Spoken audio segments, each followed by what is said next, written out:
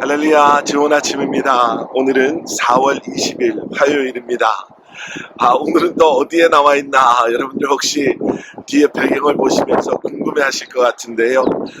저는 오늘은 저희 동네에 있는 공항 포트 라우더데일 할리우드 인터내셔널 에어포트의 활주로 옆에 한번 와봤습니다. 가끔 비행기가 이륙하면서 큰 소리가 날 수도 있는데요. 여러분들 이해해 주시면 좋을 것 같습니다. 코로나 팬데믹이 시작되면서 우리의 삶에 많은 제재들이 생겨나기 시작했습니다. 그 중에 하나가 여행을 할 수 없게 되었다라는 거지요. 아마 지난 1년 남짓 1년이 좀 더 되는 시간 동안 아마 여러분들 가운데서는 한국을 한번 방문해 보시려고 계획을 세우셨다 취소하신 분들도 계시고요. 작년 3월쯤인가요? 저희 교회도 선교를 가려고 준비하고 티켓팅까지 했었는데 취소하면서 좀 재정적인 손해를 보신 분들도 아마 계셨으리라 생각됩니다. 바쁘고 분주한 일상 가운데 여행이 주는 기쁨이 있습니다. 어쩌면 그래서 많은 분들이 코로나 팬데믹이 안정이 되고 마무리가 되면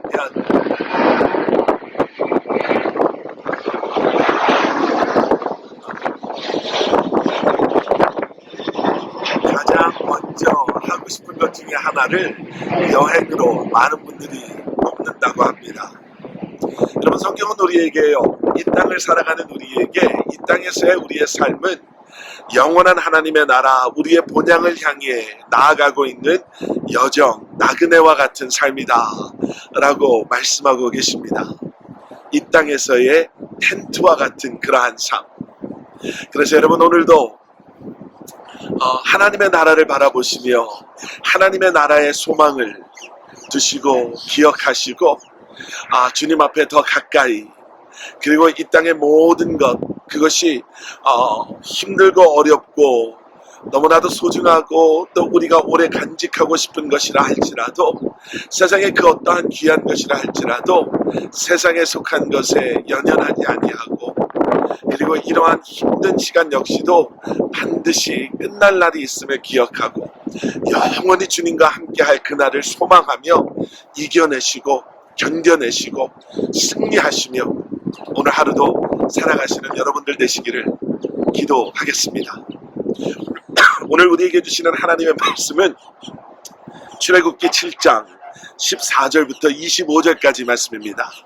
제가 봉독해 드리겠습니다. 여호와께서 모세에게 이르시되 바로의 마음이 완강하여 백성 보내기를 거절하는도다. 아침에 너는 바로에게로 가라. 보라, 그가 물 있는 곳으로 나오리니 너는 나일 강가에 서서 그를 맞으며 그뱀 되었던 지팡이를 손에 잡고 그에게 이르기를 히브리 사람의 하나님 여호와께서 나를 왕에게 보내어 이르시되 내 백성을 보내라. 그러면 그들이 광야에서 나를 섬길 것이니라 하였으나 이제까지 내가 듣지 아니하도다.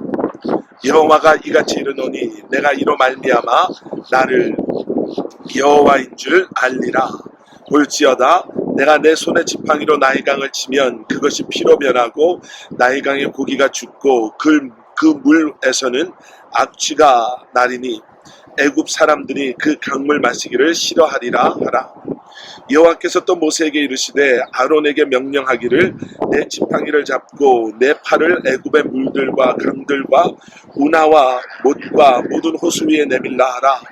그것들이 피가 되리니 애굽 온 땅과 나무 그릇과 돌 그릇 안에 모두 피가 있으리라. 모세와 아론이 여호와께서 명령하신 대로 행하여 바로와 그의 신하의 목전에서 지팡이를 들어 나일강을 치니 그 물이 다 피로 변하고 나일강의 고기가 죽고 그 물에서는 악취가 나니 애굽 사람들이 나일강 물을 마시지 못하며 애굽 온 땅에는 피가 있으나 애굽 요술사들도 자기들의 요술로 그와 같이 행함으로 바로의 마음이 완악하여 그들의 말을 듣지 아니하니 여호와의 말씀과 같더라.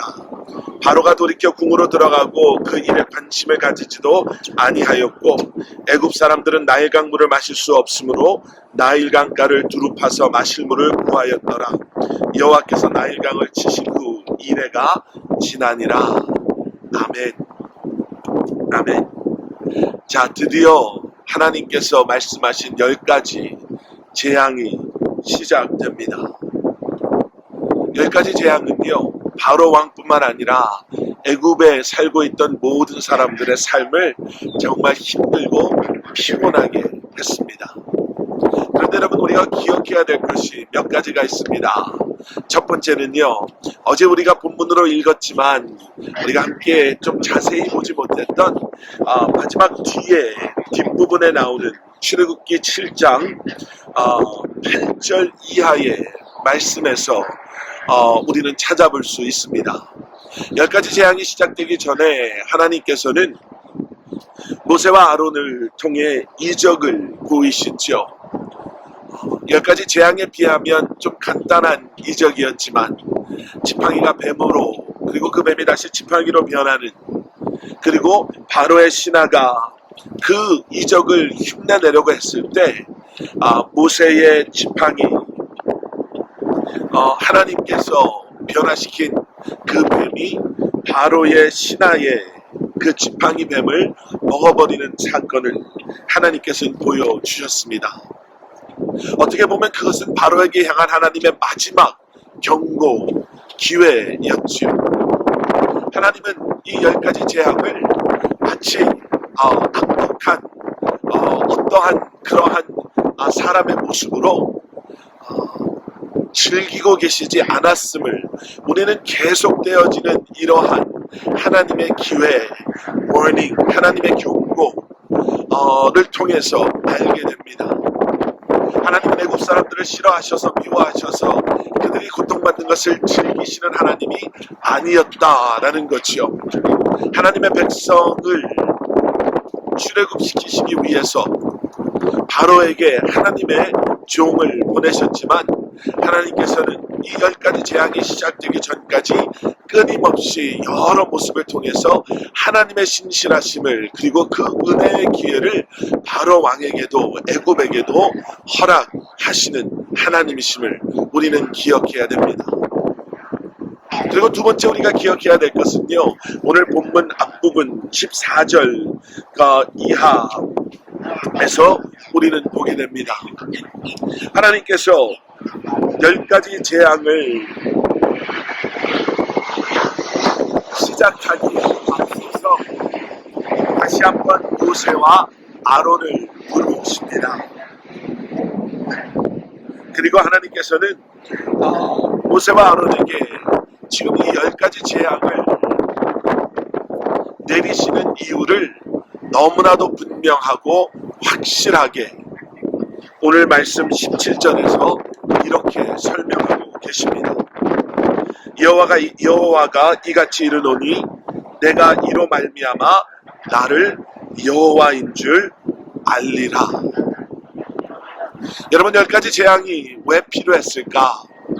바로라는 사람이 너무나도 정신력이 뛰어나고 너무나도 참을성이 있는 사람이어서 하나님은 서서히 강도를 높여가시면서 이 정도면 될 줄 알았는데, 야, 바로가 제법 잘 참네 하면서 점점 그 수위를, 그래서 결국에는 바로가 참을 수 없는 그러한 수위까지 끄집어 올린 것이 10가지 재앙인가? 아니요, 그렇지 않습니다. 하나님은 10가지 재앙을 필요로 하는 하나님이 아니십니다.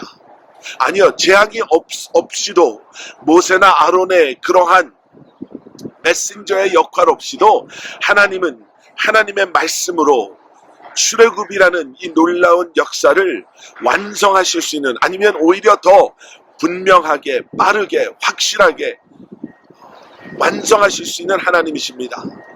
그런데 하나님께서 바로왕뿐만 아니라 애굽의 백성들, 그리고 그 안에 살고 있었던 이제 출애굽을 경험하게 될, 그리고 메신저로서 그의 역할을 감당하고 있는 모세와 아론을 위해서 이 10가지 재앙을 통해서 보여주시고자 하시는 것이 있는데, 그동안 여호와 하나님을 잊고 있었던 그들로 하여금 하나님이 하나님이심을, 하나님의 백성들이 그동안 잊고 있었던 하나님을 다시 한번 온전히 알 수 있도록, 지금도 자기가 신인 것처럼 자신의 권력과 자신의 타이틀을 신뢰하고 자신의 힘을 믿고 자신이 원하는 대로 살려고 했던 바로에게 그가 하나님이 아님을 보여주시고 하나님만이 하나님이심을 보여주시기 위해서 이 재앙을 허락하고 계심을 보고 있는 거죠. 하나님의 하나님 되심을 여러분 기억하고 살아가고 계십니까? 우리도 우리가 모르는 사이에 내가 내 삶의 주인이 된 것처럼 내가 내 삶의 주인이 되고자 하나님을 잊고 살아가고 있지는 않습니다. 계속되어지는 말씀 속에 10가지 재앙 중에 첫 번째 재앙이 등장합니다. 우리가 잘 아는 것처럼 나일강을 피로 변하게 하는 그러한 재앙이었는데요. 우리가 잘 아는 것처럼 애굽에게 나일강은 강 이상이었습니다.